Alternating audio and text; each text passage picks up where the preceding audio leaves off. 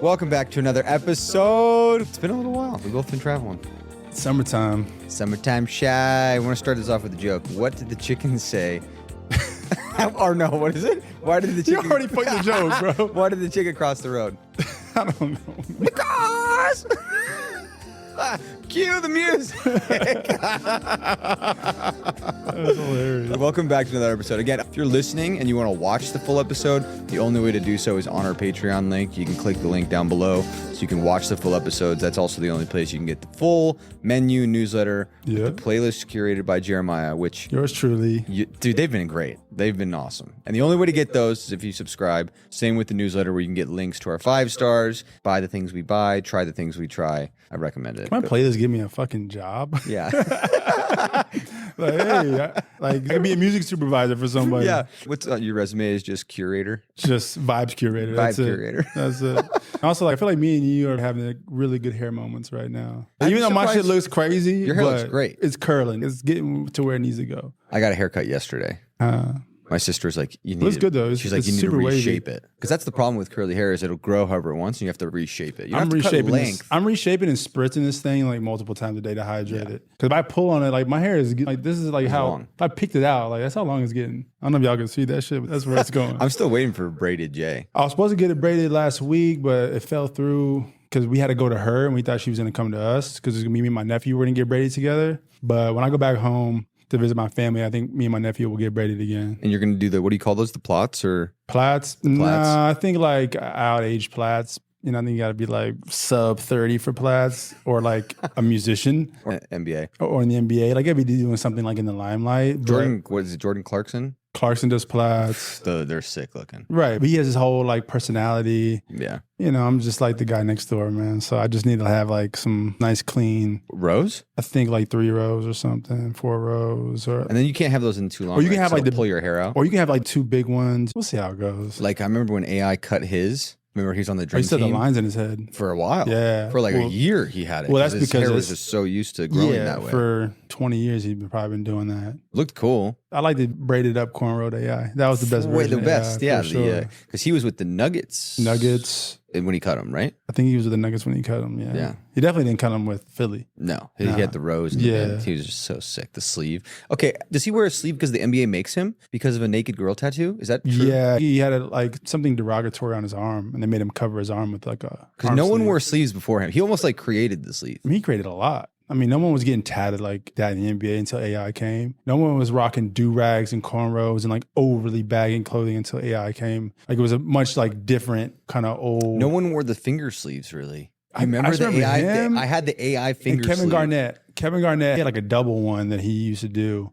That was really stylistic, but AI was like, he cleared the path for. But that is true though. It was because of something on his arm. The NBA For made sure. him do it. Yeah. It's almost like he created that armband. He did. But now And then everyone wears them. Yeah, everyone wears it. But now I think the NBA is just like giving up on it. You don't see them as much now because people just got what they got. Because the whole NBA said you can't like be the dictator on every single tattoo and look at, it's just too many now. Back then, like there was only a handful of guys. So you could But I mean, like, like hey. now guys are wearing them just because. Yeah, like yeah. Russell Westbrook wears 2. Yeah, just because it's Just wear a comfortable. long sleeve shirt. Yeah, that's true. You could do that. And now, like, what's funny is Long sleeve that shirts turned like into tug. the pants too. Though. Long sleeve shirts tug on you though. Like when you have just the sleeves on, they're not pulling anything. Yeah, they're like restricted when you're shooting. Yeah, arm sleeves are just for compression, just to help you like warm your body up really. And now dudes are wearing like the tights, the one leg tight, and then the full leg tight. Yeah. Interesting. AI. So Jeremiah nearly got hit the other day. We're on the phone, and he almost gets hit by this old lady. Yeah. And you Literally freaked almost out. fucking, bro, I'm in the hospital. And then you went on a rant. Well, and yeah. I've never agreed more. I've been saying this for years. What age do you think it is? 60. After 60 years old, you should have to take a driver's test. You got to get your damn eyes checked after 60. Like every 5 years, you got to go in and redo the driver's license test. This bitch blew past. She blew past the stop sign. Didn't even know. Didn't even know. Going 45. And it was a 4-way stop. And it was just me. And I'm just like going straight. And literally I had to slam on my brakes. She zoomed right past me. Never even saw me. Didn't even acknowledge me. And I was like, yo. I think it's the vision thing. And I also think you just like motor skill wise, you're not as good when you get older. No, I mean, look So you should at have an our eye 2 test? presidential nominees. They blow through a lot of stuff. I bet you Biden hasn't driven in years. No, definitely not, dude. You think Trump drives? Like, that fool don't drive either, bro. I wouldn't want either one of them on the road. Like, Like, what? Imagine being in the car with Trump, because we were talking about he soils himself. That's the parent rumors that I've been hearing. Imagine being in the car with a soiled adult. We have one that like goes off in a La La Land for 30 seconds and nobody's home. You got one guy who's apparently it's just the whole situation right now for our presidential nominees, whatever side you are on. It is just a crapshoot. And the most recent debate between these two that the whole world was watching, that's representing us. And so bad. It's bad. It was bad. Like the highlight of it was them talking shit to each other about their golf games. That was the highlight. That was the funniest part of the whole damn thing. The most engaging part of the presidential debate was these two talking shit to each other about their golf game. And it was absolutely hilarious. It's funny because Biden doesn't know anything, like no one's home. Yeah. And he's like kind of illiterate. And then Trump also, I don't think knows where he is, but he's super literate. So he's just saying the most random weird things. And then Biden will get on there and he just...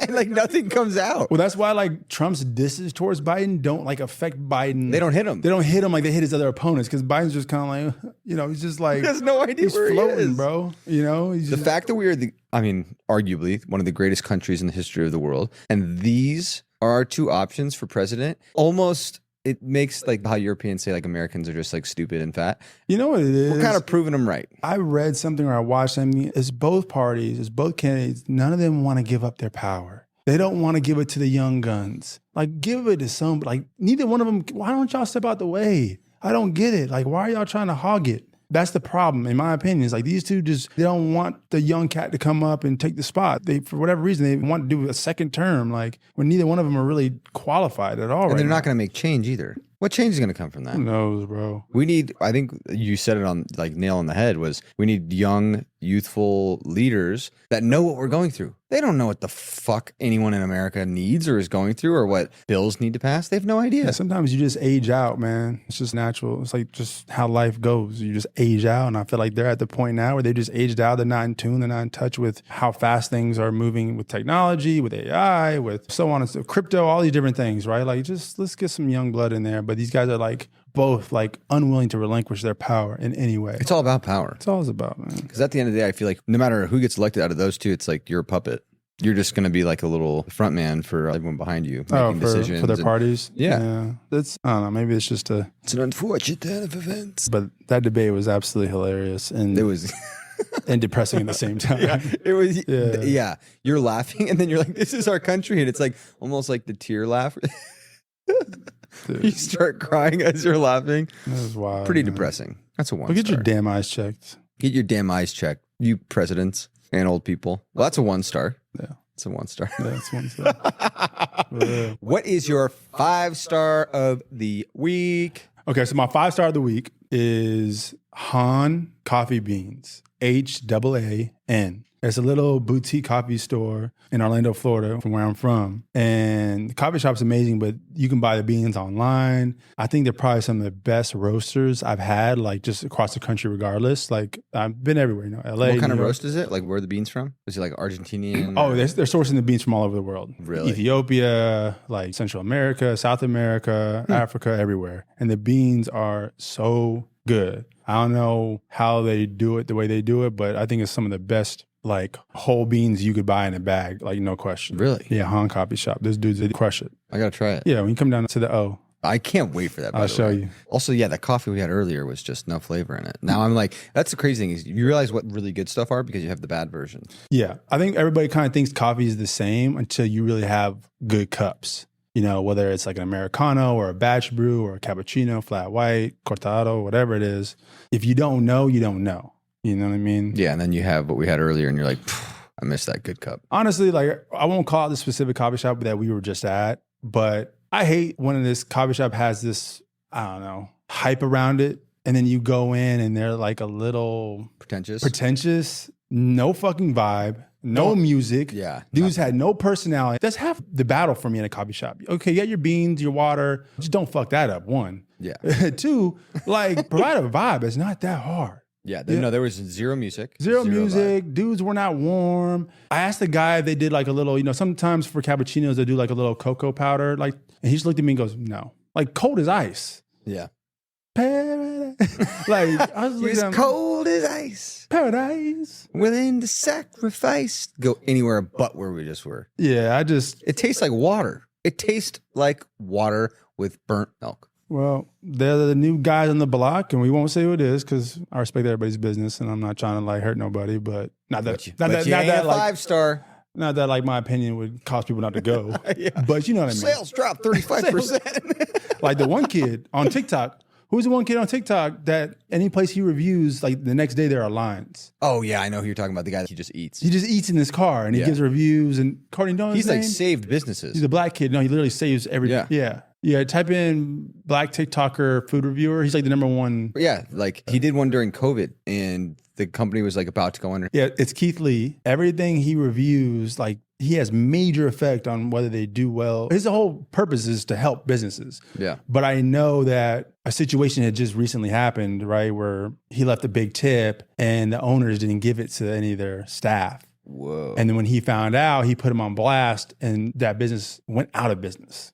Whoa. No, everybody stopped going. So that's one of the things is like influencers. That dude actually has influence. He's got influence. He's got power. When he says something, people listen. And I have another little tidbit / qualm about these influencers that we're putting so much stock into their opinion based on what? What the fuck do you know about food? We're going to get into the food thing? Yeah, I agree with this. Like, think about it. I think subconsciously or unconsciously, like, we're just like taking their word for data. Like, we're just taking their word. Like, yeah, this guy knows his shit. What the fuck is this guy? He's not Anthony Bourdain. Yeah. He's not a former chef. Like, that is so true. They're not famous chefs reviewing food. It's some dude in his car anywhere around America. And I'm all for DIY. I'm all for like building your brand and you do create awareness. What are your credentials though? For sure, especially when you're like giving reviews about places versus you just putting on places, like that's different. You putting on a place like, yo, yeah, new coffee, got some dope stuff you might like. Oh, cool, I'm gonna go pull up and see for myself. Versus like, I'm gonna give you a 9 out of 10 or 8 out of 10, like based on what the fuck, what have you done? What do you do in the food industry? Were you a cook? You know what I mean? Have you traveled the world enough to know, to have like developed your palate enough?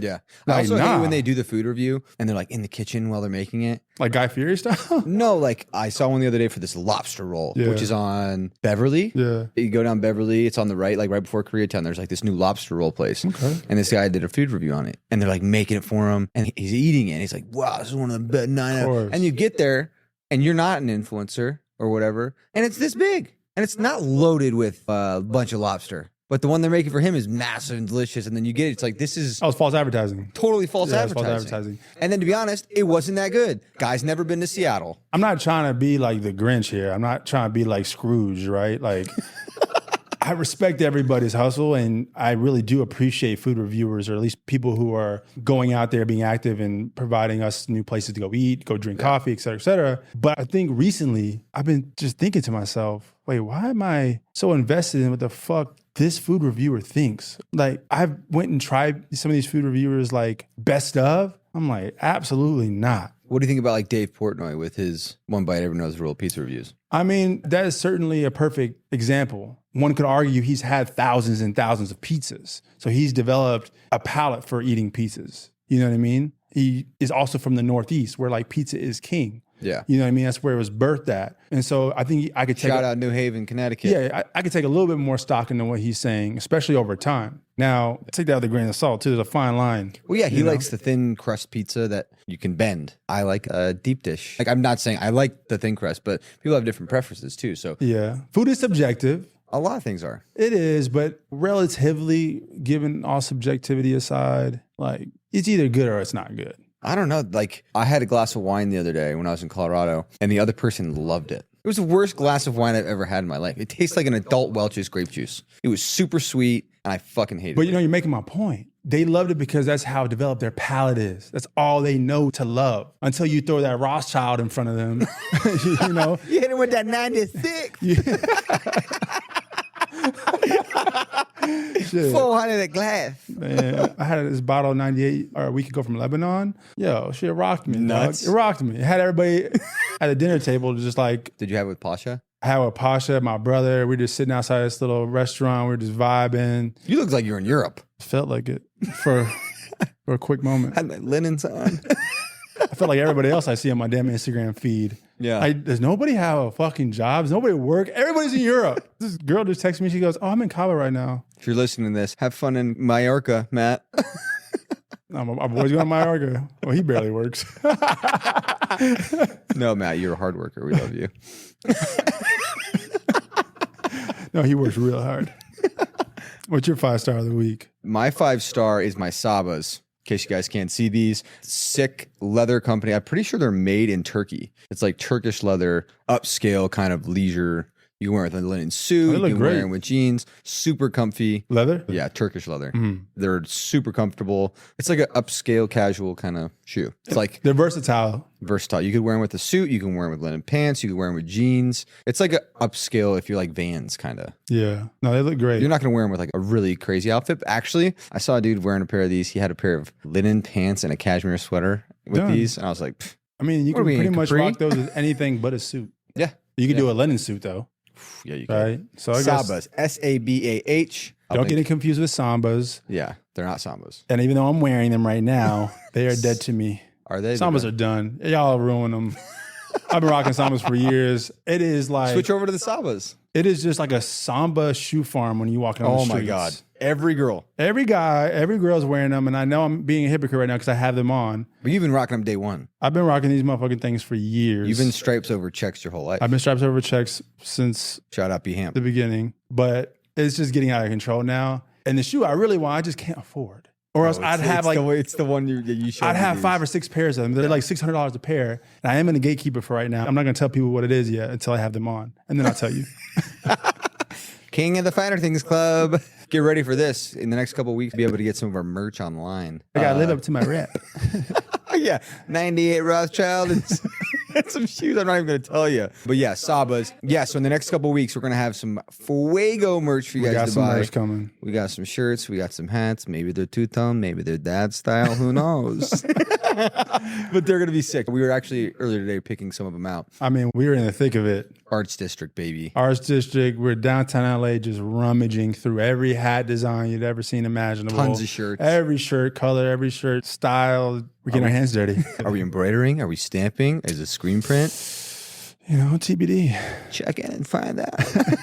But it's going to be dope. They're going to be good. So yeah, definitely get ready. The link to all of our merch will be on our Patreon, and everyone who is a Patreon member will get 20% off the merch. So save yourself some money, and then you can watch the full episodes too. But the link to our merch will be in the Patreon, probably the end of July. So. And for the very special few out there, we'll hand deliver it to your door. Yes, we will. I'm playing. Let me stop.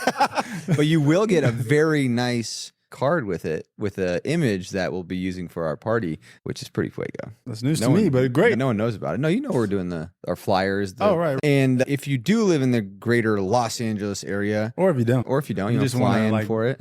One lucky winner is going to win a round trip vacation staying at the Motel 6 on Sunset. No, we're having a party to celebrate the In Good Company podcast July 20th at the Social Club downtown. We have some great food vendors that are going to be there. DJ. It's going to be really fun. July 20th. If you subscribe to the Patreon, there'll be all the details for it. So it's going to be, I can't wait. Yeah, July 20th. It's going to be pretty epic. Go to the Patreon and you'll be able to see everything about it. What is your movie of the week? Which, by the way, Jeremiah told me to watch Taste of Things, and I watched it with my 2 sisters. Masterpiece. That's great. So not only great with your music and your playlist, so far the last 4 movies you've told me to watch, you've knocked it out of the park. I wish you could relay that information to my family. I recommended one bad movie years ago to my family, and they can't get over it. And it was awful. I don't know what I liked about it in the time. Looking back, it was an absolute terrible recommendation. It's called Cloud Atlas. Oh, I hate that. I walked out of theaters. That's the Tom Hanks one. I recommended my whole family to watch it. We all watched it together. An hour and a half in, my family was looking at me like, hey, bro, we're never giving you the keys to movie nights ever again. Dude, that happened to me literally with my sister, Alaska and Taylor. I was with them recently. The first half of this movie is good. It's called Wild at Hearts. Have you seen Wild at Hearts? No. You should watch it. Okay. Prerequisite, first half's good. So my sister's like, it's classic. You got to watch it. And then we're watching it, and it's David Lynch. And the beginning is so good. Nicolas Cage just doing his thing, and it's Laura Dern's first movie. William Dafoe's in it. David Lynch. But you know how he's like weird? Yeah. And then the second half of the movie starts, and shit is like getting weird. And there's like a rape scene. And my sister's like, this is not the movie I remember. I was like, yeah, you recommended it. I'm like, if I recommended this to you, you'd be giving me a hard time. She goes, I know it does not age well, but it's still a classic. And I'm like, why is it classic? You can recommend 99 good movies? You recommend one bad one? That's all people are going to remember. At least my family, they hold it against me. I am going to remember what my sister's starting to get bitter. All right. Well, I trust you. Thank you. And you've not led me astray. There hasn't been that goose egg yet. So what is movie of the week? It's called La Chimera. Chimera. La Chimera. It's a movie set in like 1980s, mid 1980s in Italy. The movie's in all subtitles, all in Italian. So if you do not like reading subtitles, it's not for you. Throw up, Peter Pan. I'm just gonna say it out of the gate. If you're not into like movies like Parasite, movies where you got to read, Taste of Things, When it's a good one, you forget they're there. Portrait of a Lady on Fire, all these like really nuanced boutique art house films. If you're not into it, don't watch this shit. It ain't for you. I'm telling you that right now.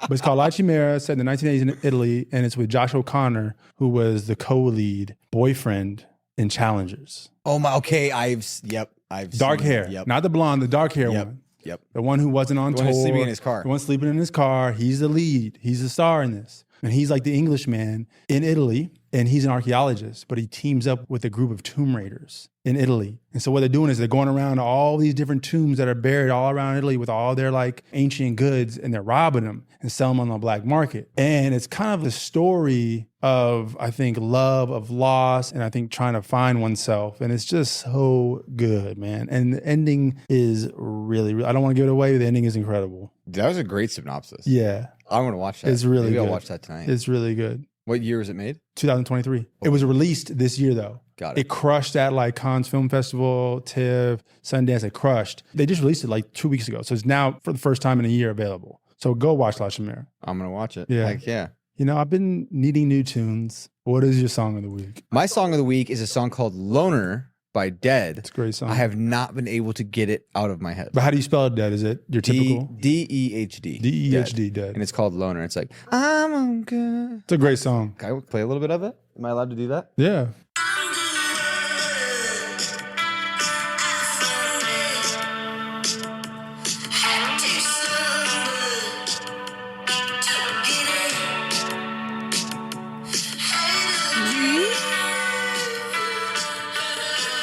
Melodies are crazy. It's so good. Yeah, I want the melodies are chorus.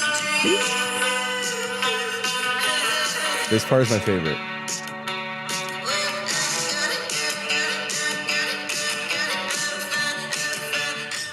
It's gonna be music for our trailers next week.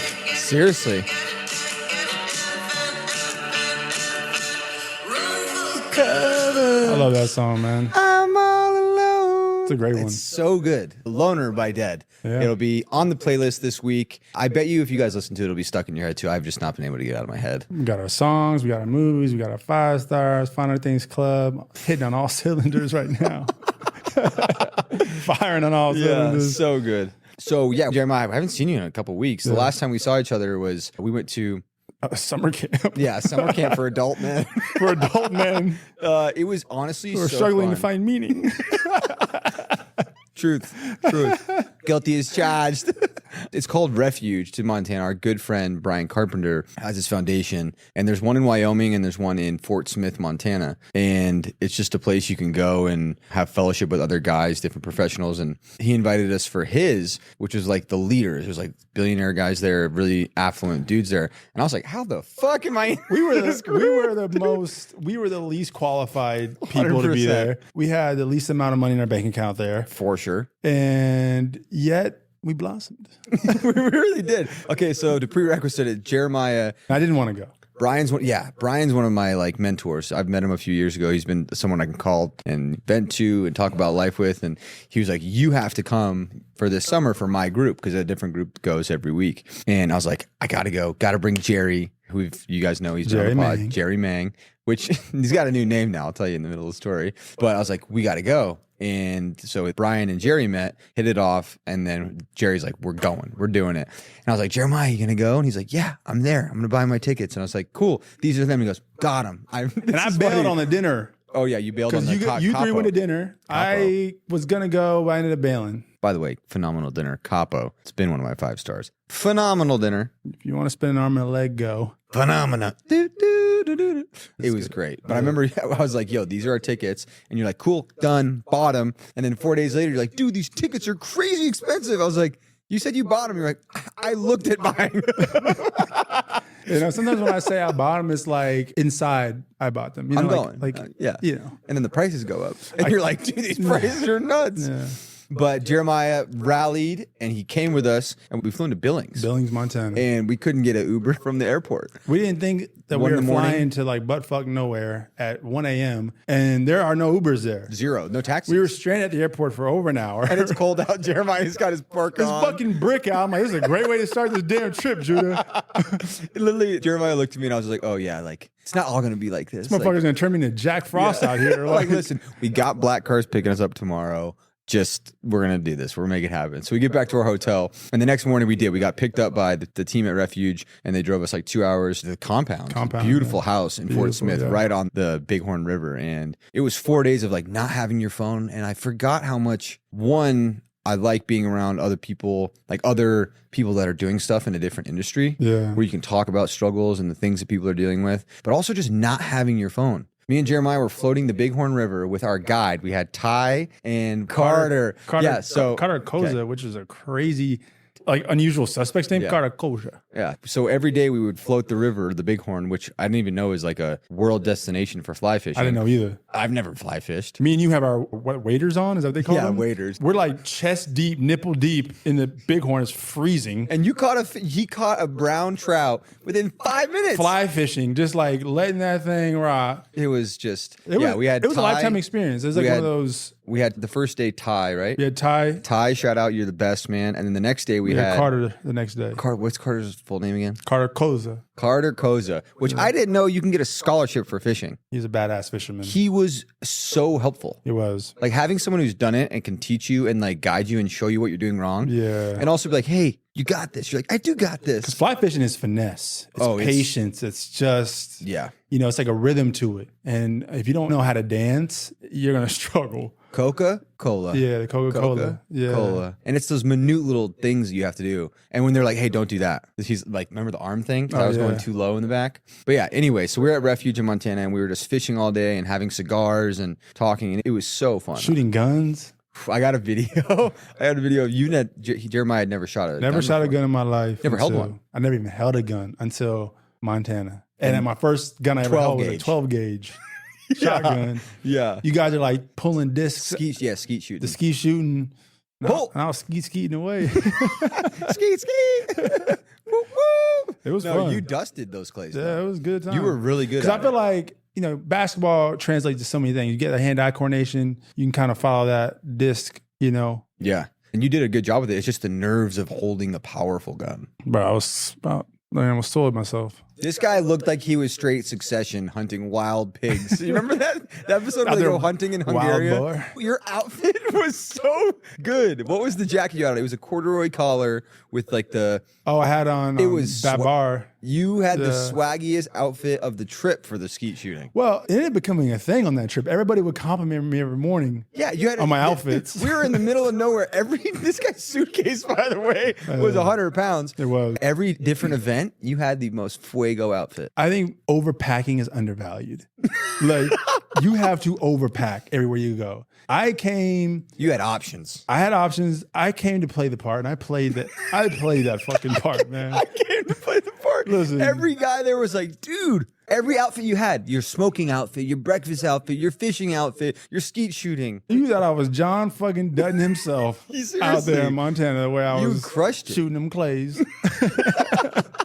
But yeah, your outfit with the skeet shooting was next level. I appreciate it. It was next level. I had a blast. I think that trip was, in a lot of ways, disconnecting to kind of everything around you, everything that's going on in your life, everything that's going on. The noise. We've had conversation before about like energy vampires, people who just suck the energy out of you. And I think, sometimes it doesn't just apply to people, right? It could just be applied to life and, all these pressures and stresses that, society creates for us that we all fall in line to naturally, right? And I think getting off grid in quote unquote God's country, I think there was something uniquely healing about it, uniquely connecting to it with peers around us that have had success at the highest levels and are still, at the end of the day, just men. Figuring it out. Going through shit they're going through. And I think that was really great for me and you to see as two young aspiring adults trying to pursue these passions of ours that are really difficult to do. And it's really easy to get weighed down by them. And I think it's all about perspective. And I think that was a great trip for us, especially for me, about perspective. Yeah, I think one of the main things it did for me is very eye-opening was like, I think at times the goals I have when I reach them, problems are going to stop. Like, oh yeah, no, like it'll be easier. And then you hang out with these guys that are entrepreneur billionaires, guys that have crazy media companies and whatever, and they're talking. And that's one of the best parts of Refuge is all of the guys really opening up and hearing that even at those levels, there's heartache and there is struggle and they're trying to get through the day too. I was like, oh, I need to be really grateful for the stage of my life that I'm at, because even there, I'm going to have problems. For sure. So it's like, oh, I need to get the tools. Like someone on our show said before, what's your foundation to where even if you're at that point, you're good? Because I need to be good now, because even when I'm there, I'll still have problems, but maybe there's more weight. Maybe there's more people relying on you. Maybe there is 400 people or 100 people in your company that rely on you, Jeremiah. Yeah. So I was just like, dang, I felt very grateful to be invited. I think what that weekend did for us, disconnecting, not being on our phones, being around people that we could talk and be open about anything. You can do that with your close group of friends when you go camping. When we went to Arrowhead, like you, Jerry, and I, like we had a mini version of that, right? I mean, but have you ever been in a situation where like it was that amount of guys being that vulnerable? Only the last time I was there. Yeah. So you've had that experience before. Yeah. Yeah, that was my first time. I'd never seen or been a part of like every guy checking their ego at the door. Yeah. That's rare. Yeah. Especially guys who were, like I said, have had all the accomplishments everything you can think of. Want in the world. I mean, we had a dude flying private plane over the damn, I got a damn earthquake for a second, bro. Truly, like it was some big ballers there, and everybody checked their ego at the door, and it was open and inviting, and we were all like equals, so to speak. Yeah. When you walked into this refuge. The funny thing was you were like somewhat worried to go. And this is one of the things I really appreciated about the weekend was that you were like, oh, dude, bunch of white dudes, guns, fishing. Like, what am I doing here?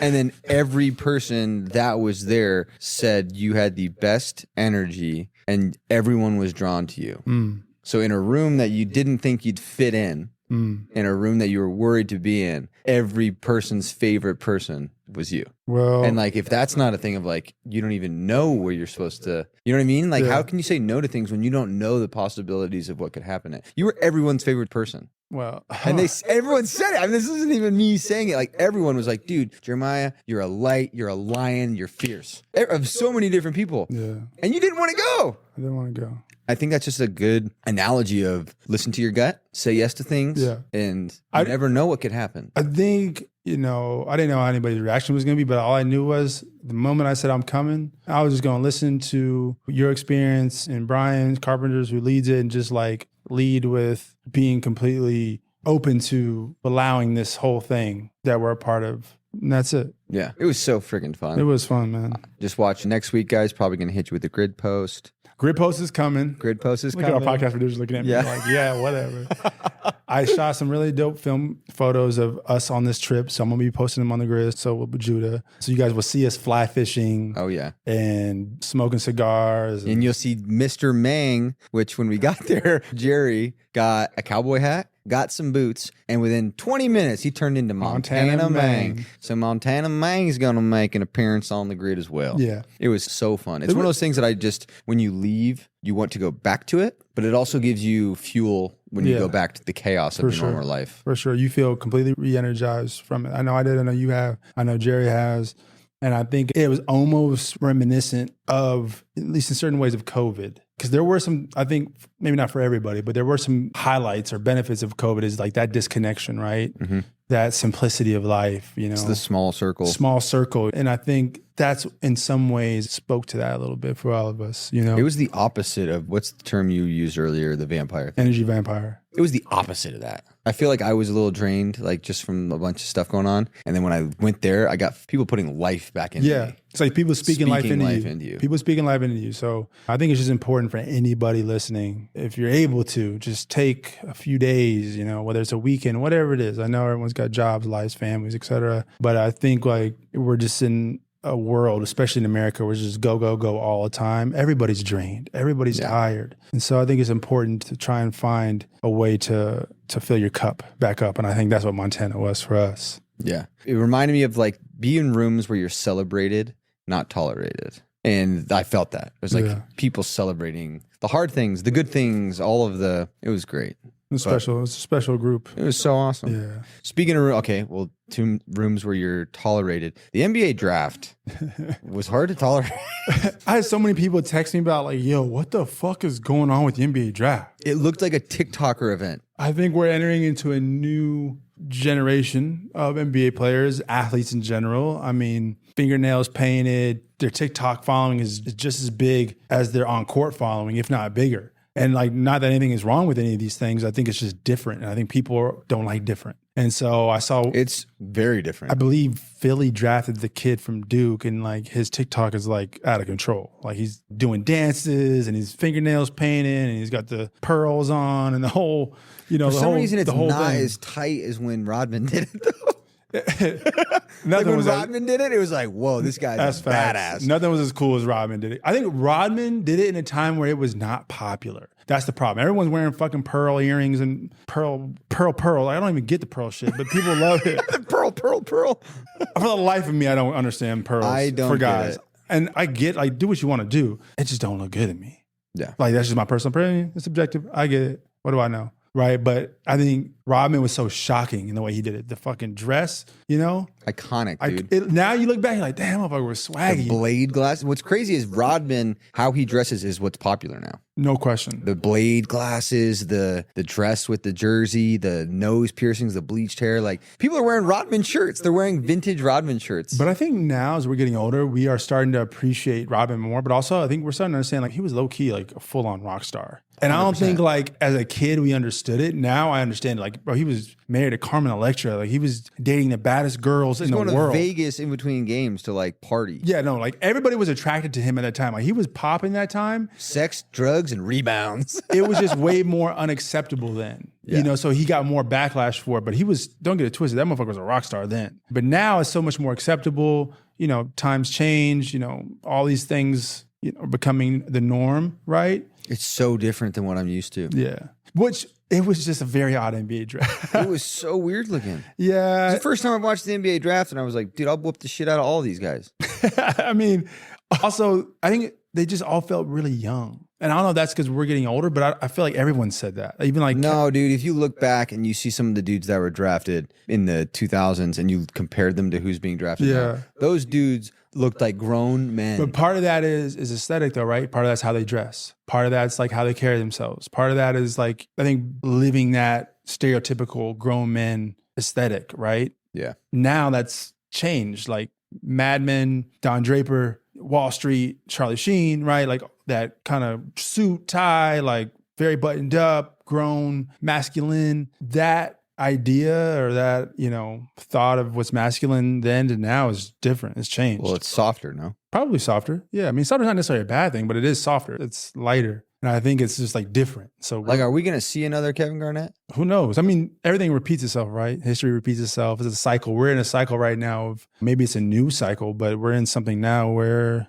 we don't quite understand as much. It's different. Because like you look at some of those old players, you're like, yo, those dudes, they were going to war. They looked like a little crazy, but I would not fuck with any of them. I mean, bro, like they were badass motherfuckers. Our athletes in the 60s were getting drafted, dude, for Vietnam. Like, yeah. It's a different time. And now our first rounders are... Watch me whip. You know what I mean? No, it's facts, but like it's funny. And, listen, I wish all these athletes the best for sure. And then, Bronny James gets drafted, which is...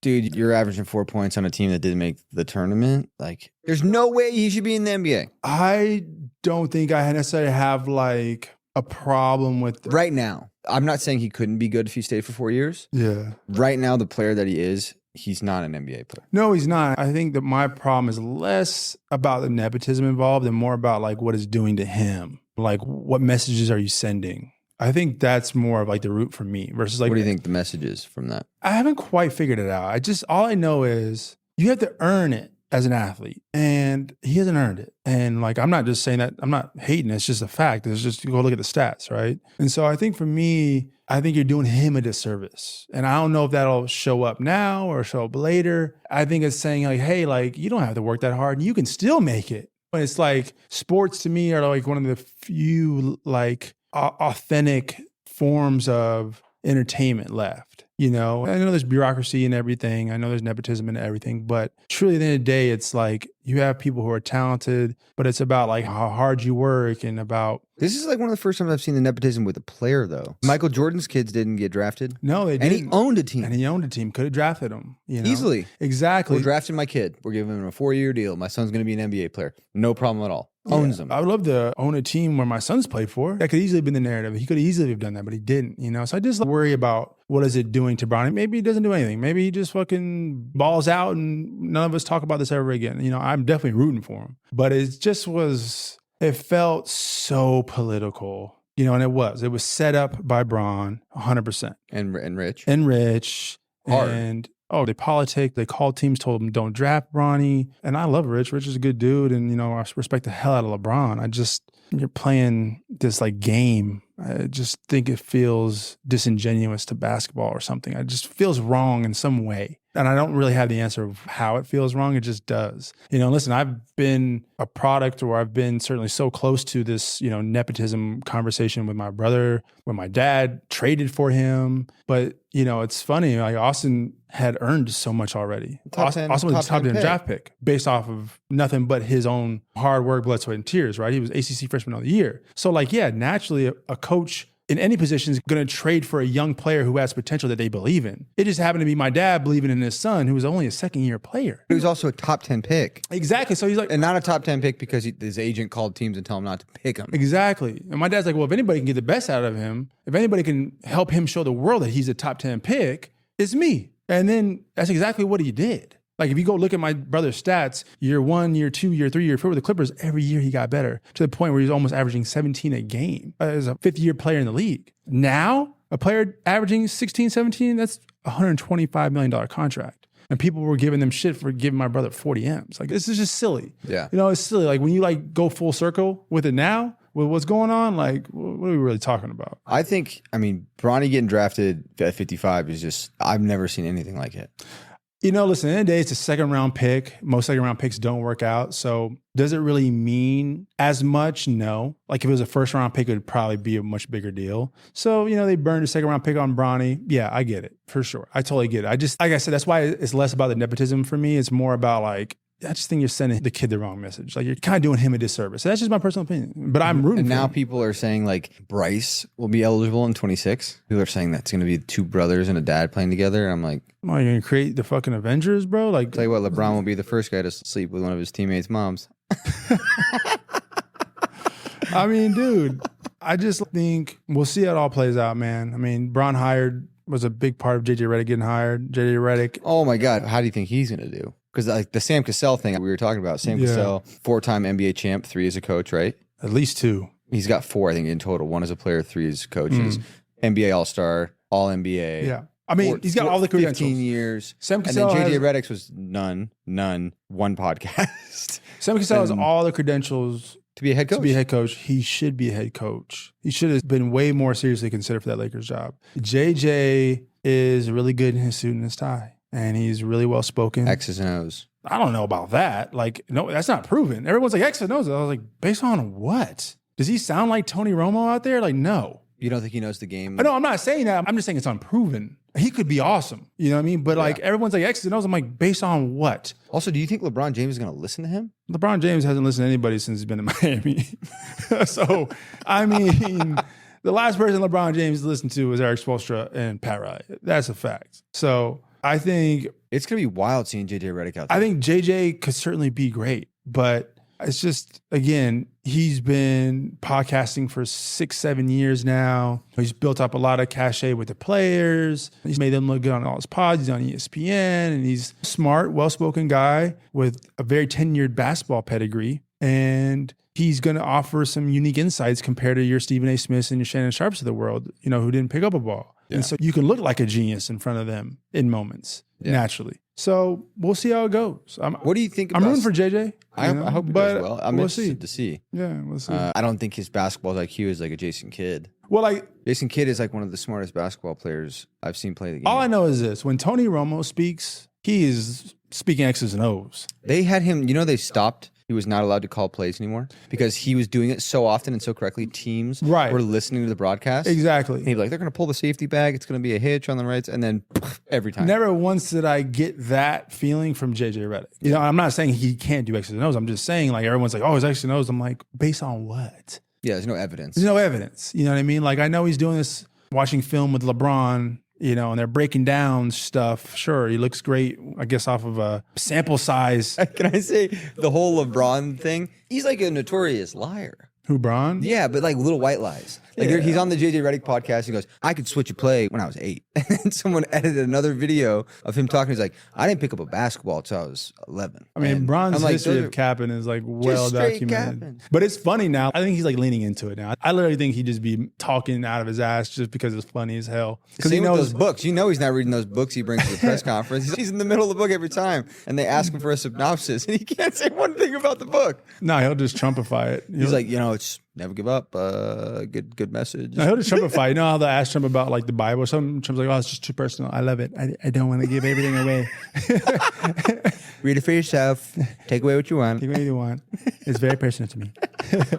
That's kind of like, you know, Bron's not going to lie. He's just going to bullshit you about it. But it's funny. It's so funny. It is wild. It is really too good. It's going to be an interesting next couple of years in the NBA because I think a lot of the players that we really, really like are about to be gone. People that have been in the league for 15, the new 20 wave years. Of NBA players is coming. It's here. What we grew up from mid-2000s, early 2000s to now is on their way out. Bron's on his way out. Steph's on his way out. Clay, Draymond, KD, Warriors, KD. Curry's in the next 4. They're all about to be gone, man. And it's going to be weird. Westbrook, Harden, Chris Paul, Paul George, Kawhi Leonard, like all these incredible players are like slowly exiting out these next 3 to 4 years. It's going to be nuts. An interesting change of the guard. I don't even know like most of these young players. But like anything, they'll come. They're slowly developing. We got Shea. Anthony Edwards. We got Anthony Edwards coming in. We got Shea Gilgeous. We got Wembanyama. And we got some young bucks who are really good. You know, they need some time. Ant-Man's there. He's there. I mean, Jokic is still young. You got Murray's young. True. Porter's young. I mean. That's true. They're in their late 20s, like 27.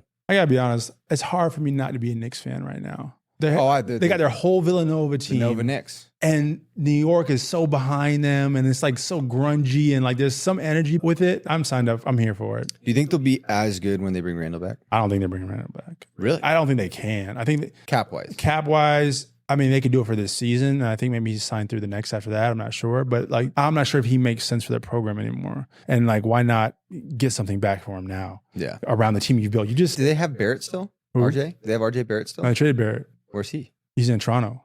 Damn. So you have Brunson, Hart, DiVincenzo, yeah. Bridges now, and Anunoby now you just signed back. I mean, bro, they are guarded up. I mean, they are deep. I think they can give a couple more assets for Randall. They're going to be a problem, bro. It's just fun to see them good again. You got Spike Lee on the like New York. You got Ben Stiller. Not like in this game, bro. Not like this game. I think it's their best. I would put Boston as second best. Like when it's like fully rocking at capacity. I'm not sure there's anything better than Madison Square Garden. It's incredible. Period. Even though it's smaller, there's something absolutely. It feels pretty big because it's more of a plate than a bowl. Yeah, it's more of a plate. There's no more raw energy than in Madison Square You're in the game. middle of New York City. It don't get any more raw than that. It's sick. I mean, you can make your case for your football teams and how great their crowds are, but in Madison Square Garden, it is a raw in there, bro. And it's a blast. It's so fun. It's probably one of my favorite places I've ever been. Yeah, no question. No question. It's going to be an exciting year in the NBA, but I had to tell you how excited I've been these last 10 days. Oh, wait, yeah, you were talking about this. This damn Hawk Tuah girl.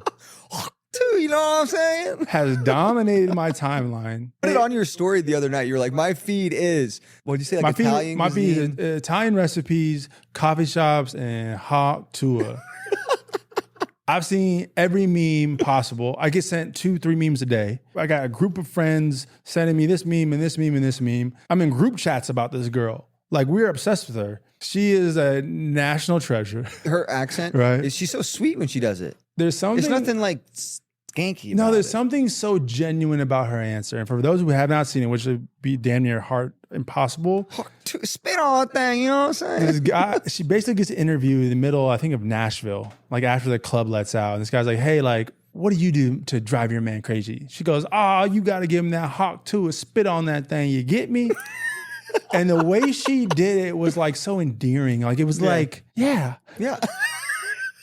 That's exactly what you need to do. That's what you need to do.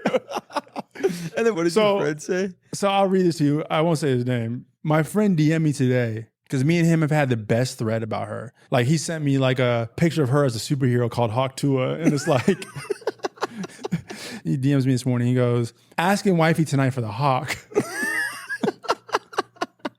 I go, it's only right, my dude. He goes, I'll see you on the other side. And then the Morpheus, the Neo.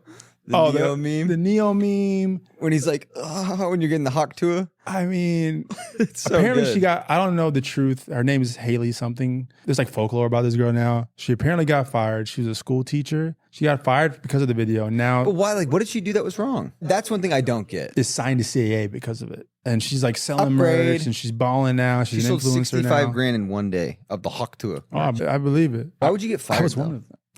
I have the shirt. I have the hats. I got the hawk Tuah dad hat coming in. Got a hawk to a dad The hat back of the coming hat in. says, spit on that thing. Text me at 555. She just like a total sensation. She's like, her life changed forever from one video outside innocent of a club. little moment of her just kind of having fun about something she does privately with whoever she's dating. Something fun that she does. I mean, You know what it was? It was a genuine answer. it was so genuine. It was like, you know what you gotta do? You got And every guy was like, yes. That's what it was. yeah. It was every guy was like, hell yeah. Yeah. Because she Like- could have not done the hawk Tuah. That's wifey right there. Every Yeah. guy's like, that is wifey right there. It was so. Because she could have said, you gotta spit on that thing, but she hit it with the. You know what? It reminded me was of so- Titanic. It was like a cute Titanic when they're spitting off On the the ledge. spit off the ledge. Remember? She's like, It was just such a like honest answer, and you know she meant it. oh yeah. Oh yeah. Go-to move. Yeah. I think like I was like, yeah, this girl's the real one. I would love to interview her. I bet you would. I didn't mean like that. Get her on the pod. Oh, I bet you would. This guy's gonna fly to Nashville with his Riot maps trying to find her. Where's she Oh, at? after that, she's for sure gonna be on Riot. Yeah. Unless she's taken. I mean, she said her heart's. How'd she say it? She's like, I guess her heart is fixed on a guy named Pookie. I'm telling you right now, there's only one race where a guy named is Pookie, and he is for sure black. Ain't nobody else's name Pookie unless they black. Trust me, Pookie is a name. Like, I've known multiple people growing up in high school. The name was Pookie. Guys How and do you girls. know? She said his name was Pookie. Yeah, she goes, Pookie, you know I love you. The way she said it, I was like, oh, okay. I like you even more now. Oh, man. But she's taking the world by storm. I think she might be the most popular person in She's the world. everywhere. Yeah. She's on literally Yeah. like your Discover page on Instagram. Everything is her. Guys love her. Girls love her. She's just this cute little thing that's happening. And I'm Yeah. How do I'm you here not for like it. her? You can't. I'm rooting for her. I hope she just fucking crushes it. Me too. Yeah. I wonder what she'll be able to pivot it into. It's a good question. It's a good question. Movies or a funny show, or because she definitely has like a personality that people like. Sometimes like those moments like bring out a personality from somebody that like should be on TV. Yep. And maybe for whatever reason they just haven't been. They just don't believe in themselves, or Well, they're a teacher. they're a teacher, right? But they have like this thing about them that like is meant for television or movies or being Yeah. an influencer, something for our entertainment. Yeah. Right? I feel that way with Joe Pucci, my best friend. Yeah. I mean, he's an entrepreneur and owns a company. He is Ben Stiller. He is a Yeah. funnier Ben Stiller. You sit with it. I peed my pants 4 times in my life with Joe Pucci. He does things just not trying. Yeah. It's just him. He does like a shut time and like all these hilarious shit. I'm like, dude, I wish you were an actor. We I all wish have these could talented switch. friends, don't we? Yeah. Like Joe Pucci, I don't know him, but like we all have these talented friends that have never been in front of a screen in their life. And then we always talk behind their backs like, dude, why isn't Joe being He an could actor? be the next Ben Stiller. Me and Phil Batten, one of my close friends, Love you, Phil. we have a shout out to my boy Phil. We have a mutual friend. His name's Kurt. He's the funniest. He's like Mike Epps, bro. He has this thing. He'll like call us. He'll be like, "Don't fuck with me, Susan." He'll like just start doing all these like funny ass little bits, and it's just like the guy's made for television, you know. But he'll never like do it. You Yeah, know? that's how my buddy Joe's like, you're the actor. You're the actor. Yeah. I'm like, no, dude. If you were to go to an audition or you were to write something, you'd book it because you're freaking hilarious. He sends me Snapchats that are like a minute long and it'll do like a different face on it. It'll do like the old man face or like the fat Italian guy face, and he'll talk for like 5 minutes about like living. That's And it's hilarious. so funny. I mean, he's doing what influencers do, right? He's just doing it privately. He's to doing his privately friends. to his homies. Like, dog, you just give him a platform. Like, you never know. I really, Stranger things have happened, Joe dude. Pucci, if you're listening to this, start TikToking. You're missing your calling. You're missing your calling. Listen, don't forget your mish. Never forget your niche. Dude, tell him about that guy. I love. So speaking of those people, there's this guy that Jeremiah showed me. He's friggin' hilarious. Yeah. And he does this mish voice. His name is Say Berm He's so on funny. Instagram. And his whole thing is like, he basically says like, never forget your mish. Yeah, do the full thing though. You're in a legit position for your mish. That's the thing you guys say. And you don't want to miss your mish. Don't forget your mish. Say Berm on Instagram, dude. He's so good. Not only should you not forget your mish, you should not forget to subscribe to our Patreon. Thank you guys so much for listening to another episode. That was fun. It was so good. We hope you enjoyed this episode of In Good Company. If you're enjoying this show, it would mean the world to us if you left a 5-star review. You know we love 5-star reviews. And subscribe to the pod. This is a reminder, if you want to watch our episodes, you can do so only by subscribing to our Patreon, where you also get access to the menu and some fun announcements we have coming up. And don't forget, The only thing better than good food is good company.